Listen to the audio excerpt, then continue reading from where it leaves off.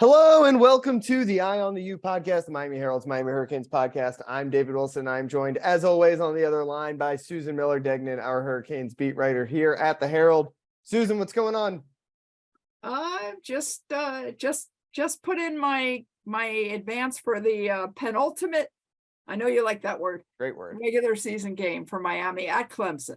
Yep. We're down to the stretch run here. Miami heads up to Clemson this weekend. We'll talk a little bit about the preview. We'll do a little preview talk for that, but probably not that much. We want to focus more on some, I guess, kind of big picture-y kind of stuff. Obviously, Miami 5-5 has two shots here to make a bowl game. They close out the season at home against Pittsburgh. And I think most notably is Miami's probably coming off maybe its best all-around performance of the year. I think kind of blowing out Georgia Tech, 35-14. Yellow Jackets got a garbage time touchdown in that one too. Of course, 3 interceptions for Cameron Kinchins was one of the big stories, including a pick 6 tying a Miami record. Now leads the nation in interceptions. But the bigger story, I think, it's been a little bit of a storyline the last couple of weeks, but I would say crested on Saturday is the play of the freshmen, and it starts with Jakari Brown, the true freshman especially, but freshmen just in general. It starts with Jakari Brown, who made his first career start on Saturday. Mm-hmm. And I think considering what we know about Jakari, what kind of player he is, what level of recruit he was, all that kind of stuff, I don't think it could have gone much better. He throws for 3 touchdowns, not a whole ton of passing yards, but efficient, smart as a passer, no mistakes, throws for 3 touchdowns, makes a couple of good throws. And like I said, just kind of efficient in the red zone, running the offense. And then also they got kind of like the power running game, which you expected from a guy like Jakari Brown. 19 carries for him, pushes up close to 100 yards, but I think he was in the 80s. A really, really encouraging performance, I think, that makes you feel like, the jury obviously is still, it's one game. I don't think we can say that Jakari Brown is the future of Miami football just based off one game against a Georgia Tech team with an interim coach. It's probably not going to make a bowl game, but Jakari is as advertised, I think, is the big takeaway, I think, from that game. You see all the potential he has, and he's not a project either. He's a good college football player already. He really is. He's and what a pleasure. Big, strong body, and he's fast, right, David? Yeah. I mean, he can take off. He's shifty too. I think what was really it? Maybe shifty. someone was like, he's sneaky shifty. You don't expect a guy that big to be able to like slip tackles like he does, but he cuts pretty well. Yeah, he cuts great, and it seems the worrisome thing for me and for Miami fans is, man, he's not afraid to get stuck in traffic and just to bull his way out of it. And, he gets hit a lot. So, I think keeping him healthy is going to be really important. But I don't know how you do that with a quarterback like that. He was very impressive. I think the one question mark about him was his arm. Mm-hmm. And he does have his arm strength. He has a really strong arm. He said, I have a rocket for an arm. I have a rocket. You guys know I have a rocket. Yeah, but that's okay. But he's got to hit the timing with his receivers. And but I mean, again, he's a true freshman, right? And that was his first start. So I think now, like what you said, you can tell this kid's a really good athlete, but you can't tell with one game.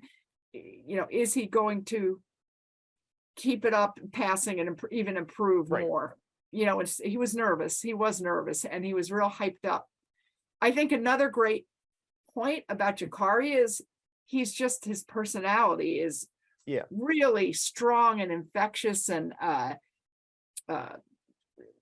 leadership. Yeah, one of the big talking points from players and coaches coming out of the game was like, he energized us, right, in a way that definitely. I think people obviously really like Jake Garcia. Obviously, Tyler Van Dyke is one of the best quarterbacks in the country, and but it's anytime you get a freshman like that in, a guy who runs that physical. Like, it's hard not to get excited when you see a guy kind of he's kind of sacrifices his body on every single play. He does, and he wants to. Right, he wants to.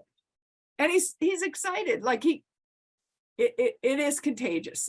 You could tell he excites the other guys. He's, and I don't know how much of that is true freshman, being a true freshman and being pumped up and stuff, and you can see the underclassmen are excited about, like, obviously they all like Tyler Van Dyke, but like, of course, they know that Tyler Van Dyke might not be here next year. I mean, I have no idea one way or the other. Right. But that guy was thought of as a potential early round draft pick before all these injuries. So like, I think there has to be an excitement from the young guys knowing that we might be riding with this guy for the next couple of years here. And then again, I don't think we're ruling out the possibility that Jake Garcia in an offseason could win a quarterback competition, or, a transfer, or again, Tyler Van Dyke could come back next year. But I mean, you got a glimpse of the future, and obviously I think it's exciting for those freshmen, but it's also exciting for a guy like Cam Kinchins, who had 3 picks, who's going to be on this team next year, James Williams, Leonard Taylor. Most of their most exciting players right now, especially with Tyler Van Dyke and Zion Nelson hurt, are underclassmen who are going to be back on this team next season. Yeah, it's fun. This kind of is a fun part of the year, actually. When coaches just say, okay, I'm playing the young guys now. Yeah. No matter what, I'm playing the young guys. And Miami has some really good young guys, Yes. And, and somehow when the quarterback is a really young guy, it's, like I said, it's exciting and refreshing. And I think it's also really fun for the fans. It gives them something to turn on the TV. Yeah, exactly. I can't remember if I said this on the episode last week, but Jordan McPherson, who covers the Marlins for I, were talking the other day about how it's like, when these Marlins seasons get bad, and it's not, this Miami season is not quite as bad as some of the worst Marlins seasons, but you get excited about the prospects who come up, right? You get excited about JJ Bleday hitting home runs and stuff like that. And it's sad that this Miami season is in that place, considering they were the preseason favorites in the Coastal, but it's a good way to stay interested in this season.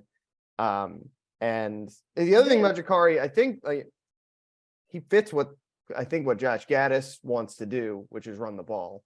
And they had a really, really good game. And obviously part of it is him running the ball, Jakari running the ball himself, which is just, they don't have those plays in the playbook when it's Tyler or Jake at quarterback.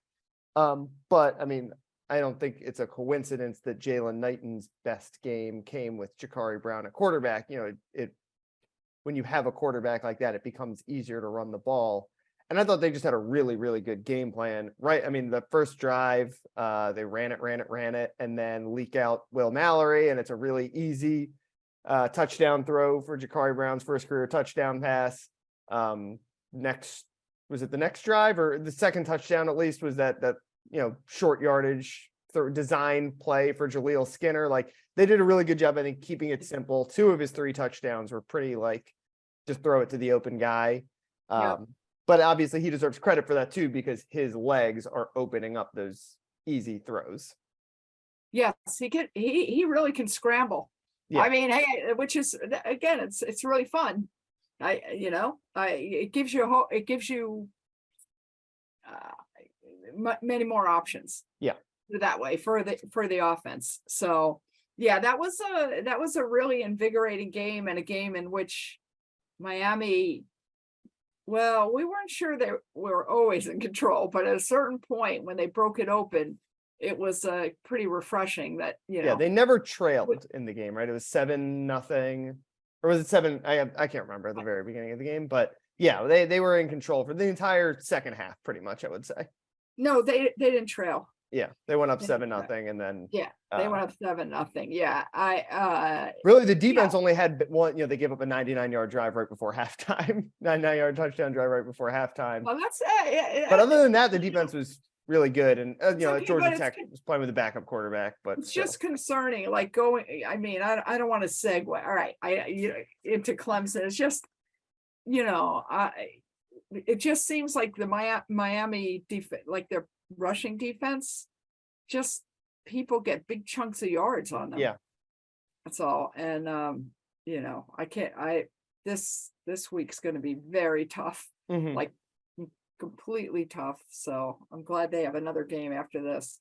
As I said, Jakari Brown, obviously the headliner of this group of underclassmen from the last weekend, specifically the true freshmen, but Miami started 3 true freshmen on Saturday. Inez Cooper started. Once again, he's kind of locked down that right guard spot with Yeah, he has. Justice Oluwa Schoenhert.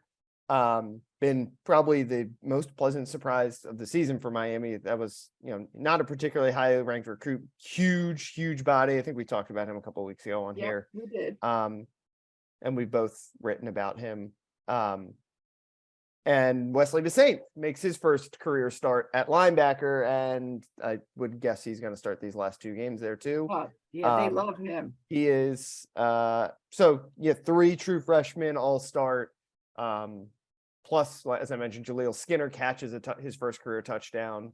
And then again, just like a lot of other underclassmen out there too, right? Like, yeah, you got a redshirt fresh Lawrence Seymour. Lawrence Seymour started at left guard, a redshirt freshman. That's you got Furno lineman. Very good. And then I mentioned obviously Kinchins, James Williams, Leonard Taylor, all sophomores. Colby Young, a sophomore. Colby Young had a touchdown. A couple others. Daryl Jackson is a sophomore. Like the underclassmen are. And I hesitate to get too excited about it because it feels like we get to this point every year where we're like, these young guys, they look like the future, and then development is never linear, right? Some guys come in really polished and just can't get that much better. But this is an exciting group of freshmen and sophomores. Excuse me. Not just guys Mario Cristobal recruited necessarily, although some of them are.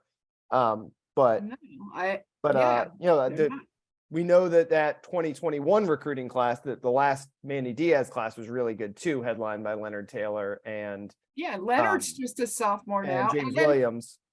And I think that Cam Kinchins now, obviously he has the country's attention, right? So, the more people they have over him, I mean, that frees up James a little bit, right? So I think they're in good shape, except for maybe this Saturday. Yeah, it's gonna be tough this weekend. Wesley Bissaint, as I mentioned, first career start. I think that was the other people were excited about that coming out. Yes. What have been your? I mean, he's been obviously. It's not like he came from nowhere and is now all of a sudden starting. His snap count has increased. Like, I think there was 1 week he got hurt in the middle of the game, but otherwise it's been like climbing steadily since like week 2 or week 3. What have you liked most about him? And I guess maybe specifically, what do you think it means that he gets a start here? I mean, it means that the linebackers are better. He's smart. Yeah. He's aggressive. He's like a defensive Jakari.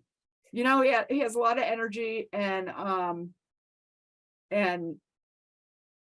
very, very, very strong. And I just they really like him. And they said they didn't want to throw him into the fire too soon, and for something to go wrong and him to get spooked a little. I don't think he's coming out again. No. If he stays healthy. So they need it. Linebacker has been, over the last few years hasn't been the strongest position. So I think he's really good, basically, and he's going to stay there. So I think he checks all the boxes. One is he's physically impressive, and for a linebacker, like he's not, like Corey Flagg, really high IQ linebacker. There's a reason he's been playing since day one, but he's got physical limitations. Like not as big, right? It's obvious. Wesley has a lot of that high IQ stuff, great instincts. They're coached very well at Miami Central, as you can see by all these guys who, go in and are contributors early on in college. But he also he's got that like sideline to sideline range. I mean, going back to like his sophomore year, junior year in high school, like he was always the best guy on the field for Miami Central, and they were winning state championships, and they had 5-star linebackers, and they had other seniors who were playing at Power 5 schools and stuff like that. And he just popped out because he was involved in like every play, and that's the same thing here. He's always around the ball.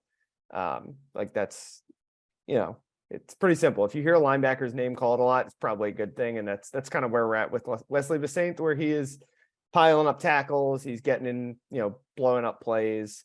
And I kind of wrote about them together on Monday. He and Cam Kinchins are very similar to me, where, Cam is a little bit, maybe like not like physically the most impressive. You look at him, he stands next to James Williams, right? So it's a lot smaller. He's probably small. Doesn't have ideal speed, but he's cerebral. But he's very cerebral. You see the instincts. I mean, he had 3 picks. He's flying all over the field. He knows. Plays fast. Kevin Steele, I think, said that he plays faster than he probably like would run in a 40 time. And he's Wesley smart. Visaint is the same way. He's a little bit more the prototype of, he's a long linebacker. I think has a chance to add a lot of weight. Like he'll be really big. He's young, so he's kind of lanky. He looks lanky now, but he'll fill out. But he's got the same high IQ, cerebral instincts that Mario Cristobal said. Basically, like those are the kind of guys we want to recruit, or guys like those two. And you know what I like also? They're both local. Yes. Yeah. Okay. So and they're like local, like they're Miami Central, Miami Northwestern. Like if there's 2 schools you want to get kids from, like 305. Yeah, 305 inner city, like like really represent for their hometown. You know what? Back a million years ago, Ed Reed was the most cerebral safety I've ever seen in my life. I mean, so smart. And Cam does. I mean, Mario said he's in there studying all he called his film sessions legendary. Because he's the one guy who sometimes might be in the building longer than Mario. Yeah, exactly. And he knows. I mean, he'll even with Clemson, he's going to know exactly where they go to and what tendencies they have, and that's the way Ed was too. Just so smart. Before the play happened, he would know. Yeah, when Mario said that about the legendary film sessions, I thought the first thing that popped into my mind was the Pitt game last year. Actually, remember Pitt tried to run like the Philly special where they tried to throw a pass to Kenny Pickett. Well, they didn't even attempt the pass because Cam read it. He was all over him. He was the one. Like the whole idea on that play is they forget to cover the quarterback and you throw it to him. Right. And Cam stuck with Pickett the whole play, and that was great. They stuffed Pitt on the goal line like that. God, that was his like 3rd start or something as a Hurricane. Like he's had it since day one, and I think he is the safeties are in some ways a dime a dozen down in South Florida, right? Like there's great safeties every year.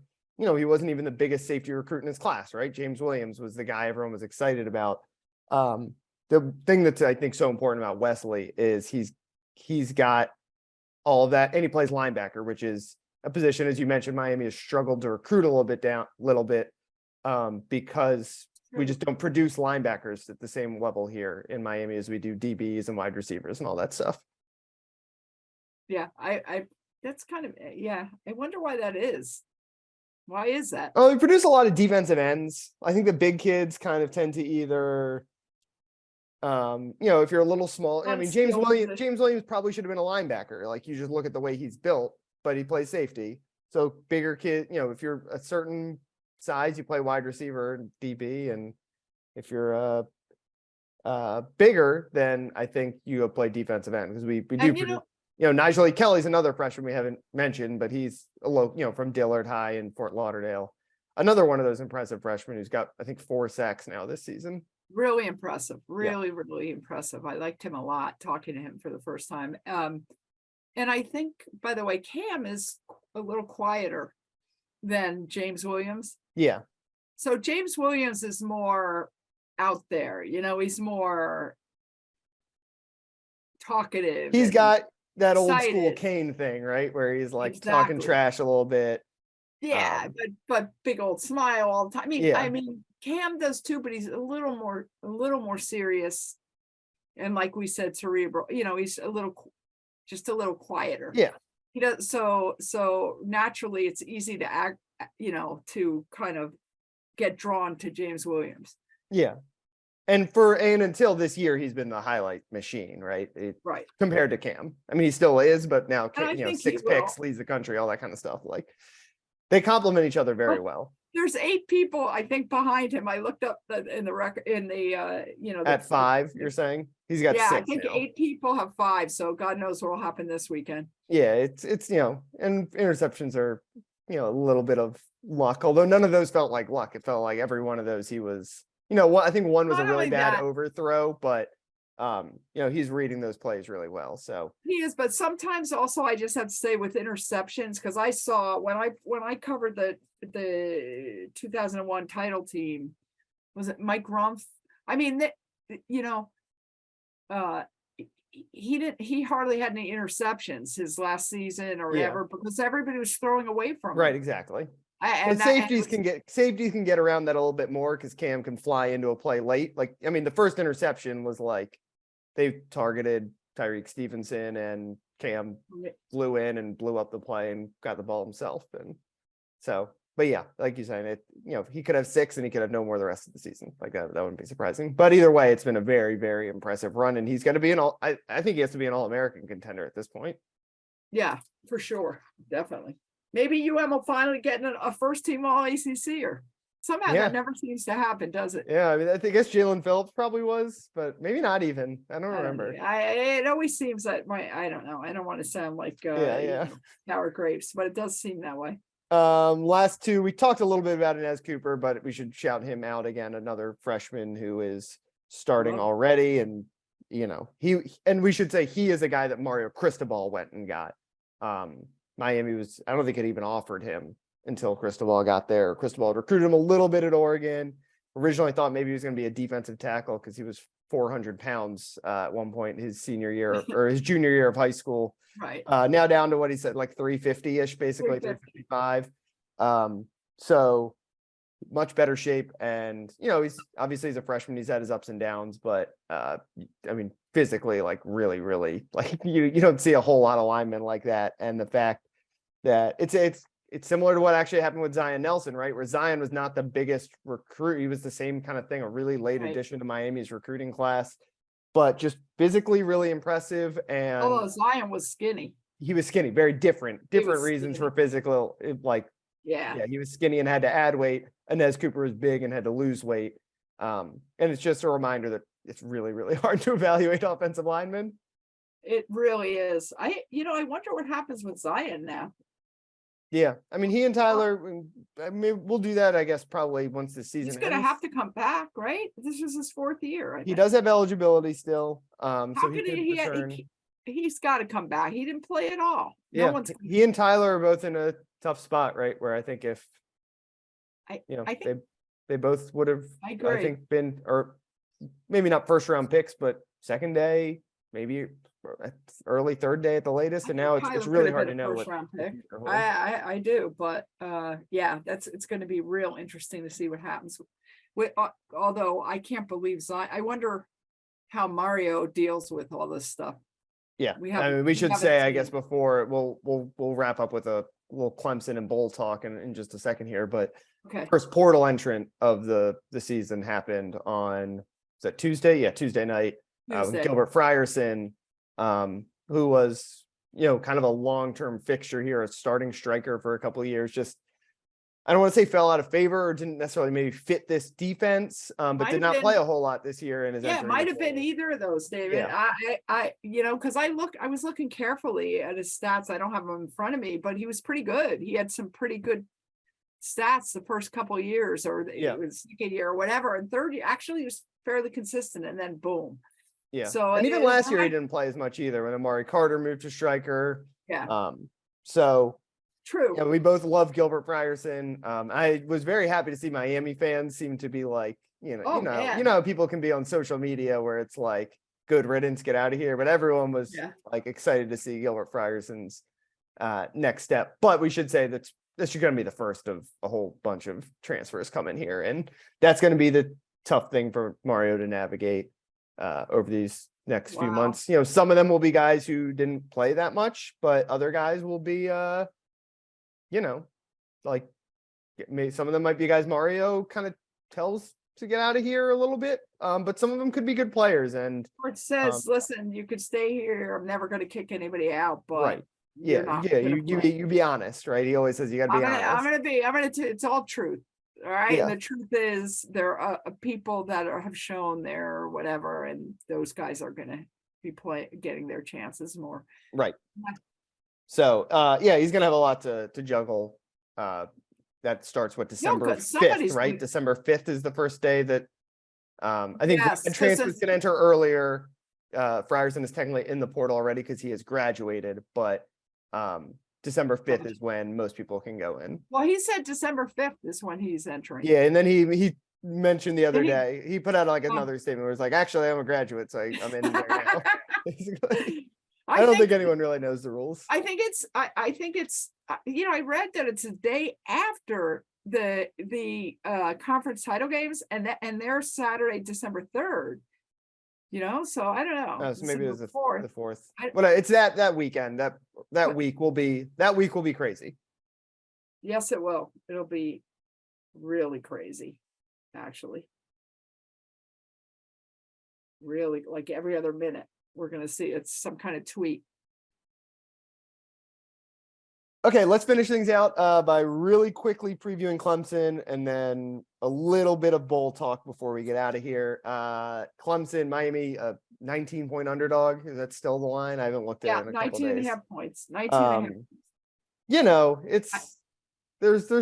they're underdogs. It's going to be really hard for them to win. It's not the best Clemson team in the world compared to some of these Clemson teams we've seen. They obviously kind of got killed by Notre Dame a few weeks ago. But still got a very good defense. You know, they're going to see a freshman quarterback and think fresh meat, basically. Fresh meat. And you know, it's going to be tough. But at the same time, in this Miami season where there's been so little to celebrate, it is the last chance for like a huge signature moment for this team. And wow, that would I'm not expecting it, but imagine if they win, how different the mood would be than it was a couple weeks ago. I mean, Clemson's won 39 straight home games. 39, not one. Is their last loss to Syracuse? Actually, I didn't check that. Actually, no, that Syracuse loss is in the carrier now.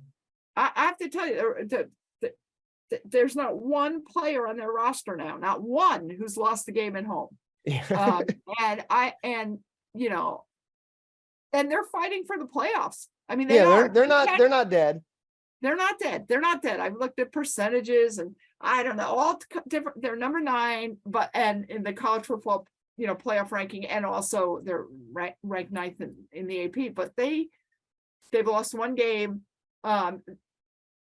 They've got to win. You know, they've got to win this game, and then they play South Carolina, and then they obviously already have a spot in the ACC title game. Against North Carolina, which is a good team, right? They're up to 11, I think now. I'm not sure, but I know that if Clemson, they know if they can win these 3 games, they do have a shot. It just depends what other teams do. So they're at home. It's unbelievable. I've been there, I think, twice, and it's incredible. The Memorial Stadium, it's really incredible. The atmosphere. It's like I don't know. I don't even think I put Death Valley in my advance. I got to add that. It's called Death Valley. I got to add that. Anyway, the real Death Valley, as Clemson fans will tell you. The real Death Valley. Yeah. Well, it's going to be tough, David. They've got a really good quarterback. They've got Will Shipley, a really good running back. And they got the fans, and it's senior day for them. It's not Thanksgiving yet. I think they'll have fans there. Sometimes Thanksgiving week, it's tough. Right. You know, Clemson gets people though, no matter what. They do, but like Miami, after Thanksgiving, I don't know. Yeah. I think the biggest concern for Miami, this defense has been I don't really, I honestly have no idea how to assess what Miami's defense has been this year. Sometimes they've looked incredible, and Right. then they've had Erratic. three. I won't put too much of the blame on them for the Duke game, because that was like, I think Duke's starting field position was average starting field position was in Miami territory in that game. But I mean, the Florida State game was abysmal. The Middle Tennessee game was awful. But then pretty much every other week they've been somewhere varying between very good. They didn't allow a touchdown to Virginia, a bad Virginia team. True.